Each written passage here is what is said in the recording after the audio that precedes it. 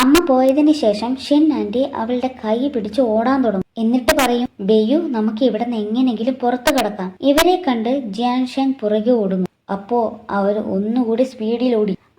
Shin anti കാല് തെറ്റി വീണു. കൂടെ ബെയ്യുവിന്റെ ഡയറിയും. ആന്റിയെ അങ്കിൾ ബലം പിടിച്ച് വീട്ടിലേക്ക് കൂട്ടിക്കൊണ്ടു പോകുന്നു. ഷിങ്യുവിനെ ശല്യപ്പെടുത്തിയതിന് വഴക്കും പറയുന്നുണ്ട്. അവൾക്ക് ഷിൻ ആന്റിയോട് പാവം തോന്നുന്നു. രാത്രിയിൽ ഷിങ്യു അനിയനെയും കൂട്ടിക്കൊണ്ട് ബെയ്യുവിന്റെ കുഴിമാടത്തിനടുത്തേക്ക് പോകുന്നു. അവളുടെ ഫേവറേറ്റ് സാധനങ്ങൾ കത്തിച്ച് അവൾക്ക് കൊടുക്കാൻ. തിരിച്ചു നടക്കുമ്പോൾ അവൾക്ക് മനസ്സിലാകുന്നു അവരുടെ വീടിന് തീ പിടിച്ചെന്ന്. പിറ്റേ ദിവസം സാധനങ്ങളൊക്കെ പുറത്തിടുകയായിരുന്നു.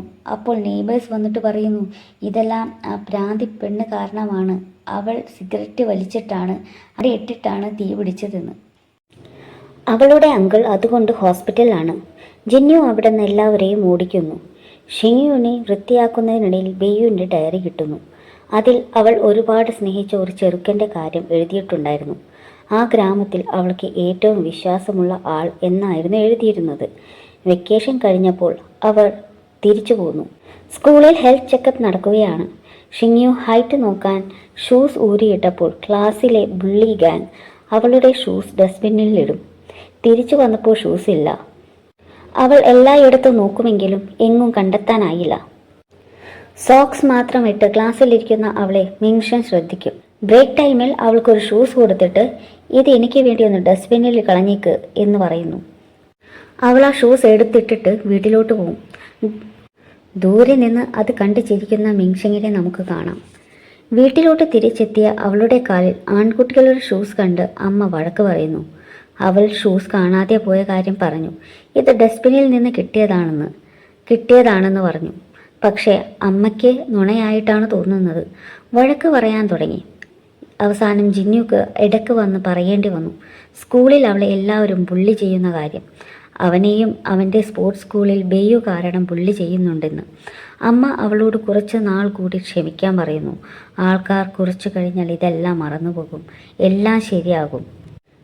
രാത്രി റെസ്റ്റോറൻറ്റിൻ്റെ ചെറിയ വരുമാനത്തെക്കുറിച്ചും അടക്കാനുള്ള കടങ്ങളെക്കുറിച്ചുമൊക്കെ സംസാരിക്കുന്നുണ്ടായിരുന്നു.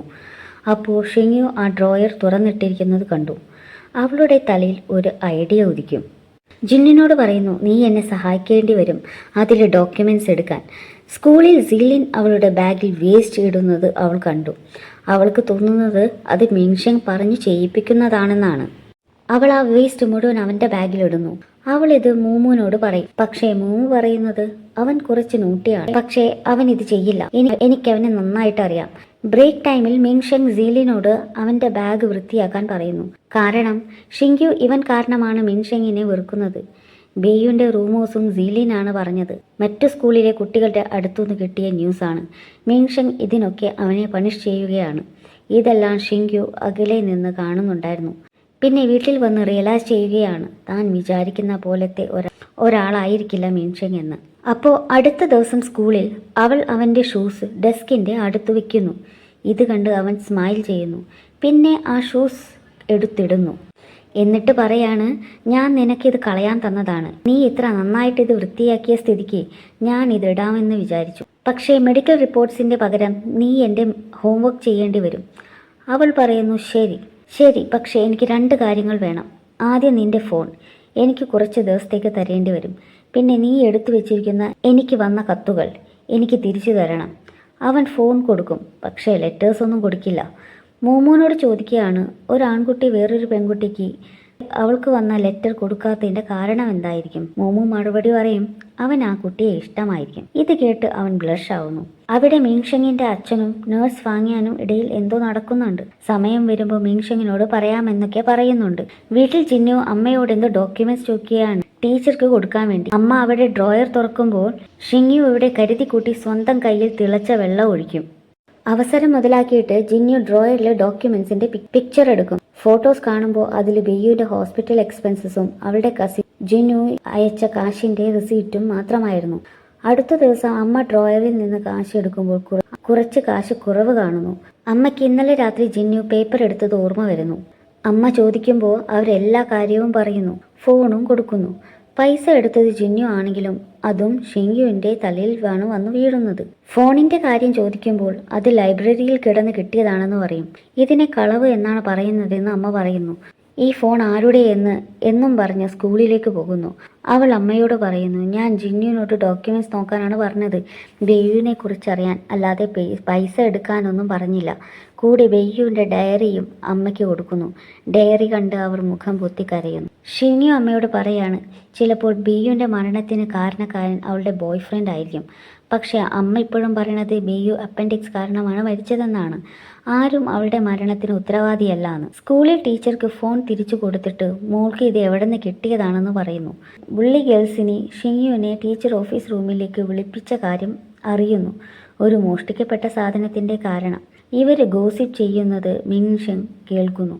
ഷിങ്യുവും അമ്മയും ഫോണിൻ്റെ ഓണറിനു വേണ്ടി കാത്തിരിക്കുമ്പോൾ മിങ്ഷെങ് അതിലെ കടന്നു പോകുന്നു. അവളുടെ അമ്മ ഫങ് ഹാവ് അവൻ്റെ ഷൂസ് ശ്രദ്ധിച്ചു നോക്കുന്നു, എവിടെയോ കണ്ടിട്ടുള്ളതുപോലെ.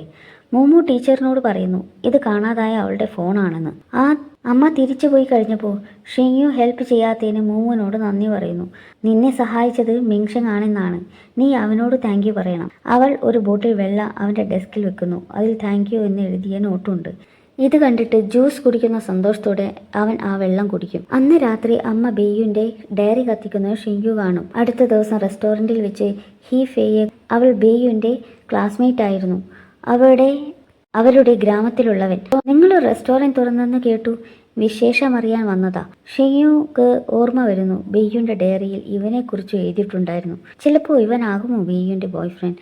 കൺഫേം ചെയ്യാൻ വേണ്ടി അവനെ പാക്ക് ചെയ്ത് കൊടുത്ത ഫുഡിൻ്റെ കൂടെ ഒരു കുറിപ്പും വെക്കുന്നു.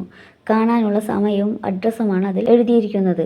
സ്കൂളിൽ ഇന്ന് ബാസ്കറ്റ്ബോൾ കോൺടെസ്റ്റ് ആണ്. ജിയാങ് നാൻ അവളെ മാച്ച് കാണാൻ വിളിക്കും. പക്ഷെ അവൾ ഹീഫെയിനെ കാണാൻ പോകുന്നു. അവൾ അവനോട് ബെയ്യുവിനെ കുറിച്ച് ചോദിക്കുന്നു. അവൻ ബെയ്യുവിനെ ആദ്യമായി കണ്ട കാര്യം പറയുകയാണ്. ഗ്രാമത്തിൽ അന്ന് അവളുടെ അത്രയും ഭംഗിയുള്ള ഒരു പെണ്ണിനെ ഞങ്ങൾ കണ്ടിട്ടില്ലായിരുന്നു. സമയം കഴിയുന്തോറും അവൾ കൂടുതൽ സുന്ദരിയായി. പക്ഷേ എല്ലാവരും അവളെ സ്കൂളിൽ ബുള്ളി ചെയ്യുമായിരുന്നു. ഇവൾക്ക് പാരൻസ് ഇല്ല, എങ്ങനെ സംസാരിക്കണം എന്നറിയില്ല, മര്യാദയില്ല എന്നൊക്കെ പറഞ്ഞാണ് ബുള്ളി ചെയ്യുന്നത്. പക്ഷെ അവനന്ന് ഒരു ഹെൽപ്പും ചെയ്യാൻ പറ്റിയില്ല. അവൻ കോളേജിൽ കാണാൻ പോയപ്പോൾ അവൾ ഒരുപാട് മാറിയിട്ടുണ്ടായിരുന്നു. അവളെക്കുറിച്ച് കേട്ട റൂമേഴ്സ് എല്ലാം സത്യമായിരുന്നു. ഷിങ്യു ചോദിക്കുകയാണ്, അച്ഛനും അമ്മയും ബെയ്യുവിനെ ബുള്ളി ചെയ്യുന്ന കാര്യം അറിയില്ലായിരുന്നു. അപ്പോൾ അവൻ പറയുകയാണ്, ഒരു പ്രാവശ്യം അവൾ അവിടെ നിന്ന് ഓടിപ്പോവുകയായിരുന്നു പാരൻസിന്റെ അടുത്തേക്ക്. പക്ഷേ അന്ന് അവളെ വീണ്ടും ഗ്രാമത്തിലേക്ക് തിരിച്ചു കൊണ്ടുവന്നു. അവൻ ഷിങ്യുവിന് ബെയ്യുവിന്റെ ഡാൻസ് പ്രാക്ടീസിന്റെ CD കൊടുക്കും. അതിലൂടെ നടന്നു പോകുന്ന മിൻഷെങ് ഇവർ സംസാരിക്കുന്നത് കണ്ടു. സ്കൂൾ കമ്പ്യൂട്ടറിൽ ഭയങ്കര ഇമോഷണലായി അവൾ വീഡിയോ കാണുന്നു.